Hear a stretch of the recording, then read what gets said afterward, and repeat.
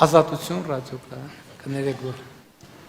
Չէ, բայց հումոր եմ անում, համեցեք։ Այսինքն որպես քաղաքացի ներկայացնում, համեցեք։ Ես Շնորհակալություն, պարոն վարչապետ, լսելով թե ձեզ, թե Տիկին Հակոբյանի դասախոսություն, բանախոսությունները, ես մի հիմնական նպատակ կա այդ երկուսում էլ ունենալ ուժեղ պետություն, որտեղ գործում է իրավակարգը, գործում են օրենքները եւ ուժեղ պետություն ունենալու առանցքը նաեւ հենց սա է հիմա Սրա վերաբերյալ ձեզ, պարոն վարչապետ, հարցս հետևյալն է, սրա հետ կապված երկու իրավիճակ նկարագրեմ եւ հարցերս հնչեցնեմ։ Այս ամենի ֆոնին, այս օրերին հայ առաքելական եկեղեցու եւ իշխանության հետ հարաբերությունների ֆոնին ձեր էջում բազմաթիվ գրառումներ կան հոգեվորականների անձնական կյանքի վերաբերյալ դրվագներ, մարդկանց մոտ կասկածներ եւ պնդումներ։ Ես ներողություն եմ խնդրում, ուղղակի որպեսզի տեսեք, այս ֆորմատներում ես սովորաբար քաղաքական բնույթի ոչ մի հայտարարություն ուժեղ պետություն ունենալու ձեր ամենայն հարգանքով, տեսեք, եթե ես ձեր հարցին պատասխանեմ, Պիտի հիմնավորեմ ինչի եմ այդ ամեն ինչը այդպես արտահայտել։ Այդ նշանակում է բայց հարցս չեք լսել, պարոն վարչապետ։ Դե խնդրում եմ այնպիսի հարց տվեք, որը քաղաքական բանի, քաղաքական քննարկման չվերածի։ Ուժեղ եւ իրավական պետություն ունենալու տրամաբանության մեջ է հարցս եւ հարցս հետեւյալն է։ Այդ գրառումները, որոնք ձեր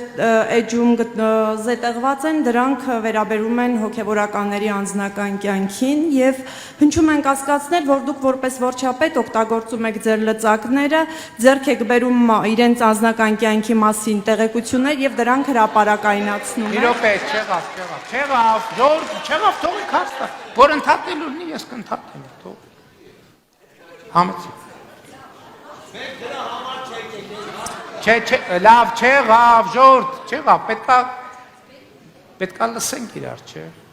Համեցեք, ավարտեք։ Հիմա, պարոն վարչապետ, այդ պնդումները, որ դուք օգտագործում եք ձեր պաշտոնը եւ ձեռք եք բերում այդ անձնական տեղեկությունները եւ հրապարակայնացնում եք դրանք, արդյոք ապատեղեկատվություն են, եթե ապատեղեկատվություն չեն, կխնդրեի բացատրեիք այդ դեպքում ինչպես են ձեր ձեռքում հայտնվել այդ տեղեկությունները, որոնք դուք հանրայնացնում եք։ Ժողովուրդ չեղավ, խնդրում, թողեք հարցը ավարտել։ Համեցեք։ Եվ հաջորդը ես կուզեի նկարագրել եւս մի իրավիճակ եւ ձեզ հարցնել արդյոք այդ իրավիճակը ձեզ մոտ հարցեր առաջացնում է կամ քաղաքացիները այդ իրավիճակի ֆոնին կարող են կասկածներ ունենալ, որ Հայաստանում օրինակ իրավակարգը չի գործում, ինչպես դուք եք պնդում։ Այսօր հայտնի դարձավ, որ Շիրակի թեմի առաջնորդը Միքայել arczepiskopos Աջապահյանը երկամսյա կալանքի է, կալանավորվեց 2 ամսով և սրա վերաբերյալ Ինչքան ծապտակ, այդքան իր ժամանակը երկարելու անենց, որ թողենք ավարտի հարց։ Եվ սրա վերաբերյալ, պարոն վարչապետ, մի տարի առաջ, փաստորեն 1-1.5 տարի առաջ հայտարարությունը հնչել է հոգևորականի կողմից, որ Հայաստանում պետք է իրականացնել ռազմական հեղաշրջում կամ դա պետք է լինի իշխանություն փոխելու տարբերակ Հայաստանում եւ այդ հայտարարությունից հետո հասարակական կազմակերպության ներկայացուցիչը դատախազություն հաղորդում է ներկայացրել հանցագործության մասին։ Գլխավոր դատախազը մերժել է քրեական գործի հարուցումը եւ 1.5 տարի անց նույն այդ հայտարարությամբ հարուցվել է քրեական գործ եւ հոգեվորականը հիմա կալանքի տակ է։ Սա տեղի է ունենում կրկին եկեղեցու հոգեվորականների հետ ձեր ունեցած խնդիրների ֆոնին։ Արդյոք այստեղ հիմնավոր չեն այն կասկածները, որ ուժային իրավապահ կառույցները քաղաքական հրահանգով 1 տարի անց նույն այդ հարցում տեսան հանցակազմ։ Շնորհակալություն։ Ես եմ շնորհակալ։ Հիմա ես պիտի փորձեմ ձեր հարցին պատասխանեմ այնպես, որ քաղաքական չլինի պատասխանը, չէ, մի րոպե, Ժորժ ջան, չեղավ։ Այն մասին, որ ես ունեմ պրոբլեմ հոգևորականների հետ կամ հոգևորականները ինձ հետ ունեն պրոբլեմ, իմ կարծիքով մեր հոգևորականների պրոբլեմը Աստծու հետ է, իրանք ինձ հետ պրոբլեմ ոնց կարան ունենալ։ Այսինքն մեր հոգևորականության պրոբլեմը իրոք Աստծո է դա, որովհետև իրանք կուսակրոն քահանաները ժողովուրդ ջան, կուսակրոնությունը ստանձնելիս իրանք ծնկի են գալիս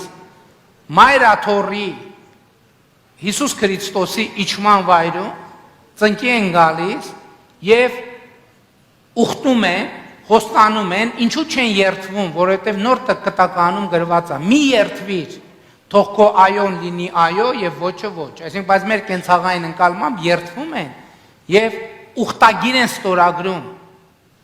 որ իրենք չեն ունենալու անձնական կյանք, չեն ունենալու, հասկանում եք, աբսուրդ է բառակապակցությունը կաթողիկոսի անձնական կյանք, եթե մարդ ունի անձնական կյանք, ինքը չի կարող լինել ինքը ոչ թե չի կարող,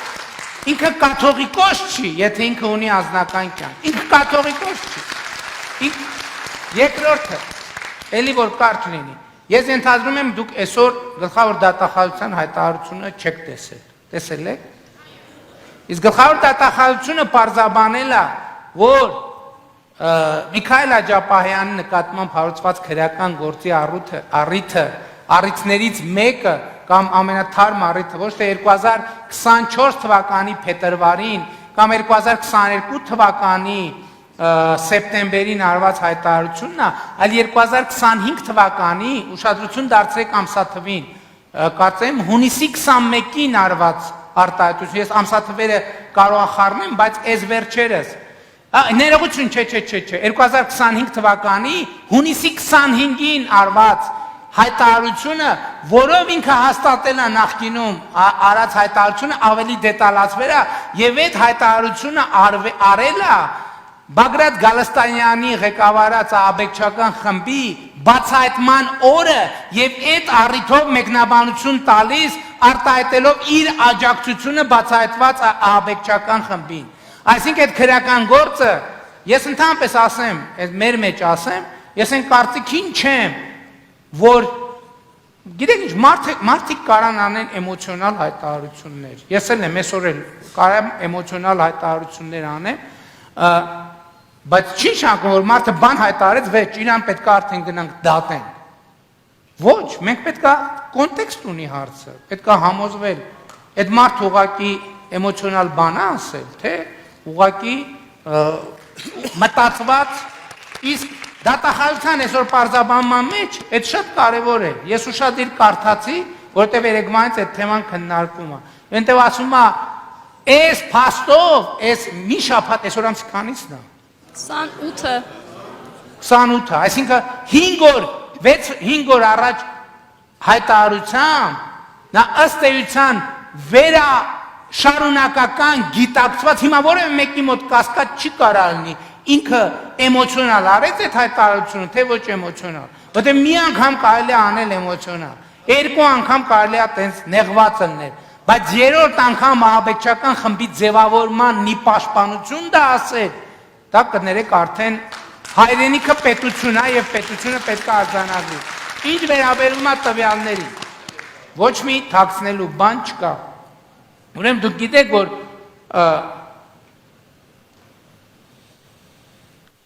Բագրատ Գալստանյանի նկատմամբ եղել են օպերատիվ գործ ա եղել, ինչ առիթով, էլի մոտավորապես նույն առիթով։ Այդ օպերատիվ գործերը հիմա քրեական գործի հիմքերում են դրված։ Այդ օպերատիվ տվյալները ձեռք են բերվել Հայաստանի Հանրապետության օրենսդրությամբ նախատեսված կարգով։ Ոչ թե եկեղեցականների դեմ գործ է բացվել, այլ եկեղեցականները իրենց արդեն հիմա ակնհայտ գործողություններով հայտնվել են օպերատիվ ուշադրության կենտրոնում։ Երբ որ օպերատիվ